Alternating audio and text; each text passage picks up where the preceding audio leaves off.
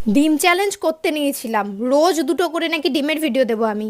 কিন্তু কিছুদিন ডিমের ভিডিও দেওয়ার পর রোজ দুটো করে ডিম খেতে খেতে আমার অবস্থা একদম খারাপ হয়ে গেছিলো এত গরমে। তাই চ্যালেঞ্জটা অফ করে দিয়েছি মাঝপথেই।